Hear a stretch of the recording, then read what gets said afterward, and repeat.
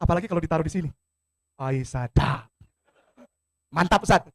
Tarik bunyi klak lalu pulang.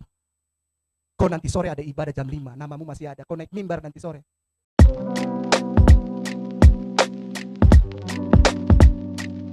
Assalamualaikum, selamat datang kembali di channel ini. Balik lagi dengan saya Luis Prastio sini. Kita akan bahas kembali soal Kainama yang pembahasannya nggak pernah habis sampai detik ini. Kali ini yang dia sampaikan lebih kacau lagi ya guys ya. Jadi dia menceritakan kronologi di mana dia mualaf, tapi katanya dia mengalami persekusi atau penganiayaan dari orang Kristen. Bahkan sampai katanya pistol ditodongkan di kepalanya. Ini cerita beneran atau apa nih? Mari kita langsung aja nonton videonya. Itu adalah pemberian yang terindah ketika saya jadi Islam. Bahwa saya disayang oleh saudara saya di sebelah. Sehingga bagaimana caranya supaya saya bukan hanya dibunuh secara karakter, tapi physically. Maksudnya tadi diperlihatkan mungkin saudari-saudari saya sudah merasa. Ya, di sini Kainama mengatakan bahwa dirinya itu disayang oleh saudara-saudaranya saat ini. Nah, yang jadi pertanyaan saya, apakah dulu ketika Anda Kristen Anda tidak disayang? Nah, pendeta macam apa ini yang tidak disayang sama jemaatnya? Apa sebenarnya yang Anda buat sehingga jemaat Anda tidak menyayangi Anda, Pak Kainama? Sehingga harus mencari kasih sayang di tempat yang lain, kan kayak gitu. Tapi menarik ini ya, jadi dia akan membuat narasi yang mana seakan-akan Kainama ini sangat-sangat dibutuhkan orang Kristen sehingga sampai pengancaman fisik terjadi supaya dia tetap tinggal di dalam Kristen. Mari kita lanjut videonya.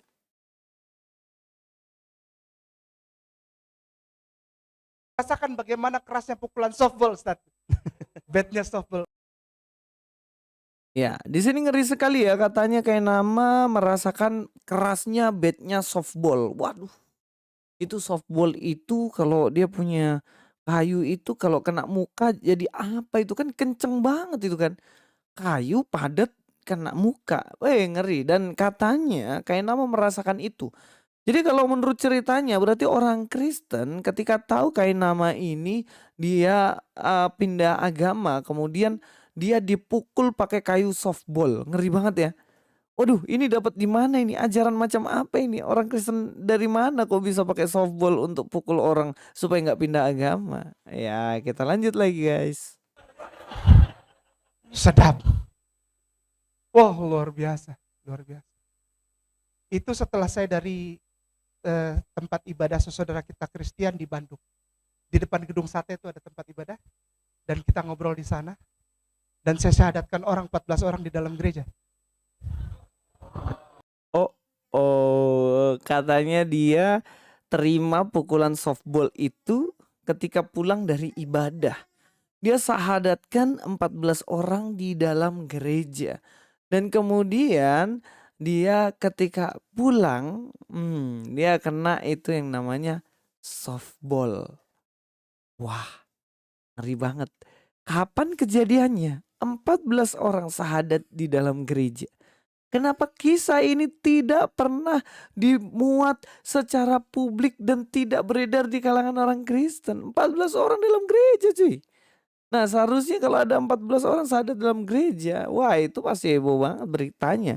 Tapi faktanya di sini nggak heboh-heboh banget ya, karena memang cerita ini hanyalah cerita fiktif belaka. Mana ada di dalam gereja mereka bersahadat. Kisah apaan ini kan? Ini cuma dikarang-karang cuy. Ngobrol di sana dan saya syahadatkan 14 orang di dalam gereja. Kalau saya yang dari 2009 aja mungkin sekitar hampir 700 ya. 700 kurang 3 orang. Berarti Ustaz berapa? Ustaz kan dari lahir. Di borgol itu tidak enak. Di borgol itu tidak enak. Di borgol itu tidak enak. Kayak masuk angin Ustaz. Kalau kita pasang klek gitu borgol, saya rasakan tidak enak. Anyep gitu. Kembung perut langsung, masuk angin. Gitu. Gara-gara di borgol. Apalagi kalau ditaruh di sini. Aisyah. Mantap Ustaz. Tarik bunyi klak lalu pulang. Kau nanti sore ada ibadah jam 5, namamu masih ada. Kau naik mimbar nanti sore. Bayangkan kalau ditaruh. Saya rasa Ustaz sudah pernah lah. Sedikit. Mantap. Berbagi sedikit. Setelah diancam tadi akhirnya enggak, itu ditaruh kan dibilang. Tapi saya nggak bisa, bilang saya sholat. Terus dia beliau yang bawa pistol ini bilang, kalau gitu aku tembak kau dengan darah Kristus. Kan itu kan bagus. Itu kan kalau menurut mereka kan adalah pekabaran. Kan? Misionarinya itu di sini kan. Misinya itu di sini. Aku tembak kau dengan darah Kristus supaya kau pulang lagi. Kau lahir bukan untuk jadi Islam. Kau lahir untuk naik mimbar dan jadi imam buat kami. Itu ada.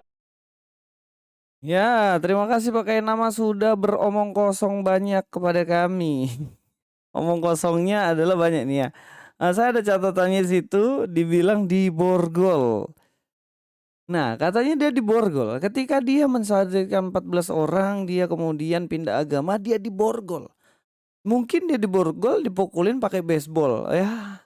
Dan yang lebih ngeri lagi, dia bilang katanya pistol ditaruh di kepalanya. Dan dikatakan, kamu masih ada khotbah di mimbar. Jadi kamu harus pulang katanya. Wih, ini orang Kristen macam apa? Kemudian mengeluarkan pistol todongkan di kepala hamba Tuhannya. Karena hamba Tuhannya mualaf gitu.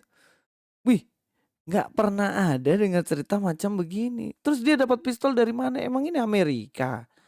Macam-macam pakai pistol sembarang. Maksud saya gini ya, pakai nama kalau membuat cerita itu nggak usah mengarang yang terlalu lebay. Jadi ketahuan banget bohongnya. Karena nggak mungkin itu terjadi, Anda dipukulin, Anda ditodongin pistol di kepala Anda. Pasti kalau itu kejadian terjadi udah heboh teman-teman Anda. Terus pasti udah heboh Indonesia ini karena ada seorang pendeta ditodong pistol dan juga diancam supaya dia berkhotbah. Kemudian ditanya, ini cerdas nih yang tanya ini, yang tanya kayak nama, dibilang terus dia ketika diancam dia bilang apa katanya? Oh iya, dia akhirnya bilang, saya tembak kamu dengan darah Kristus Toeng. Ini cerita lucu sebenarnya. Ternyata dia tidak tembak, kemudian dia mengatakan, ku tembak engkau dengan darah Kristus. Kamu lahir bukan untuk menjadi mualaf, kamu lahir untuk jadi imam kami. Imam pula, orang Kristen tuh nggak biasa bilang, ayo kamu jadi imam kami. Ya imam tuh di masjid biasanya kan. Kalau khotbah di gereja ya biasanya pendeta. Istilahnya orang Kristen pakai kamu itu jadi pendeta, bukan memakai kata imam. Dan yang konyol lagi, ku tembak engkau dengan darah Kristus. Dan dikatakan itu adalah penginjilannya mereka, bos. Tidak pernah diajarkan sama sekali menginjili orang dengan membawa pistol taruh di kepalanya dia. Itu namanya teroris. Masa bawa pistol tembakin di kepalanya pendeta lalu bilang, kamu harus ke gereja mimpin mimbar. Wah itu laporin polisi aja orang kayak gitu. Tangkep aja, ya nggak? Karena ya jelas nggak mungkin itu kisah itu ya. Tapi saya heran kok teman-teman mau percaya apa yang diceritain sama Kainama. Padahal ceritanya kan jelas-jelas fiktif. Kita langsung baca ayat aja ya guys ya. Ya, dalam ayat 20 dikatakan, maka aku berkata kepadamu, jika hidup keagamaanmu tidak lebih benar daripada hidup keagamaan ahli-ahli itu. Ayat 21, kamu telah mendengar yang firmankan kepada nenek moyang kita, jangan membunuh, siapa membunuh harus dihukum. Tetapi aku berkata kepadamu, setiap orang yang marah terhadap saudaranya harus dihukum. Siapa yang berkata kepada saudaranya kafir harus dihadapkan ke mahkamah agama. Dan siapa yang berkata jahil harus diserahkan ke dalam neraka yang menyala-nyala. Kainama mengatakan bahwa dirinya itu dibunuh secara karakter dan dibunuh secara fisik. Padahal dalam Alkitab kan jelas orang Kristen dilarang membunuh. Bahkan orang yang pindah agama ya udah biar pindah agama aja, doain supaya dia kembali, bukan ancam dia dan bunuh dia. Apalagi dibunuh secara karakter, nggak boleh. Marah tanpa sebab kepada saudaramu udah sama dengan membunuh.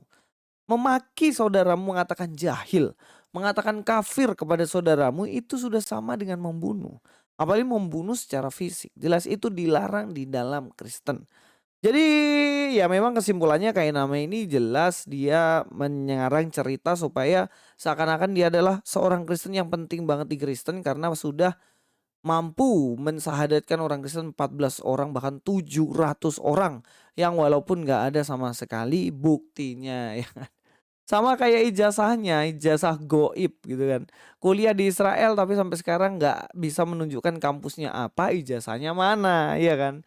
Ya biasa deh kayak gitu. Tapi ingat ya, hukum Taurat nggak cuma jangan membunuh, tapi jangan berbohong. Jangan bersaksi dusta. Itu juga harus diingat. Terima kasih, itu saja dari saya Luis Prasetyo di sini. God be with you all.